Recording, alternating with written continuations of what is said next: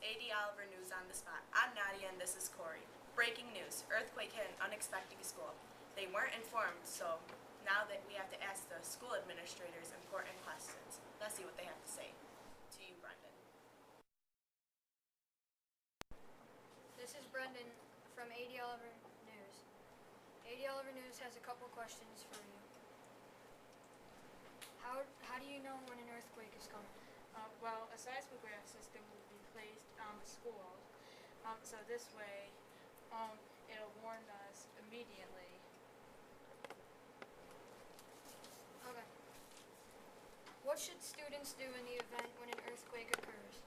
They should go under tables where stuff cannot fall on them, and then when the teacher says so, they will evacuate the building.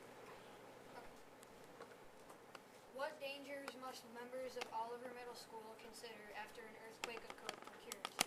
Well, there's bound to be aftershocks, so students are advised to stay in a field where the most dangerous thing could be projectiles and rifts. Okay, thank you for those interesting answers. I'm speaking to the administrators of Brockport. What do you have to say in concern to the earthquake? Well, the earthquake was a terrible tragedy.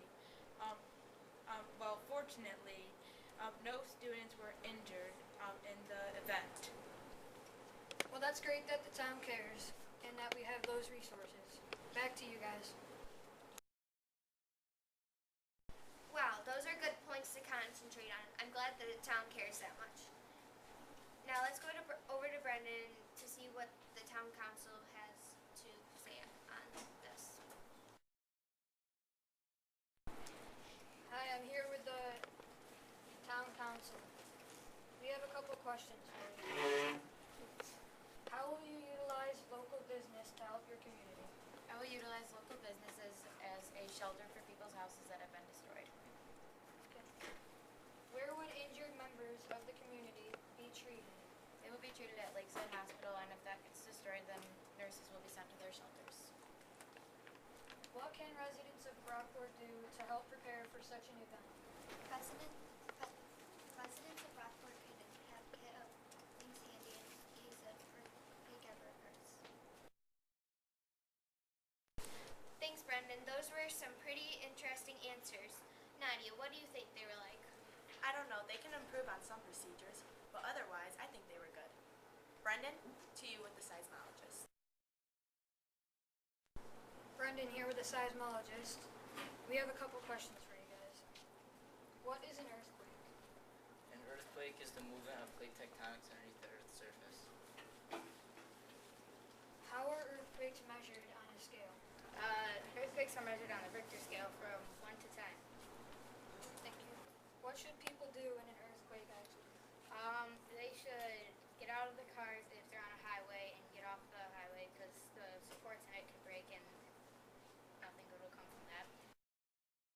Now, Chevy, why don't you show us your seismograph? The seismograph is telling you the bigger movements on the page is more waves, which means the plates are moving more, and the smaller lines on the page explain how the Earth isn't moving as much, and it's graphed by Richter scale of 1 to 10, 10 being the worst and 1 being not as bad. Those are some very interesting facts about earthquakes. Let's see what Corey has to say. I never knew that earthquakes would be that dangerous to people. How can we be ready and help prevent these earthquakes? Brendan, what do the builders have to do to make these structures sound? I'm here with the architects and engineers of Brockport. We have some questions for them. Explain structural importance. What are areas prone to dangers? Well, areas that are mainly prone to danger are like hiding underneath a desk, a table, getting into a hallway, a closet, trying to get away from homes and such. Those are like the safest spots I can think of at this point. Okay, we have two more for you. Explain weak spots and danger areas found in or on buildings/bridges. The weak spots are if you have like a brick house like this, the chimney would easily crumble and fall off. The walls would fall off and practically crumble you if you're underneath it. Danger areas inside a home is if you have a cabinet full of china, get away from it. The stuff will fall on top of you. You get shards of glass everywhere. Try to stay away from glass, things that can shift, roll, whatever. Okay, and we have one more question. What are building codes to West Coast to the East Coast? The building codes in the West Coast they're structurally prepared for an earthquake. Their buildings have metal poles or braces drilled into the ground so the building won't entirely collapse, just parts of it. In the East Coast, our buildings aren't structurally prepared for an earthquake. All you'll see is like the base of the foundation if you were living here in the East Coast. Okay, thank you for your answers. Now back to Corey and Nadia.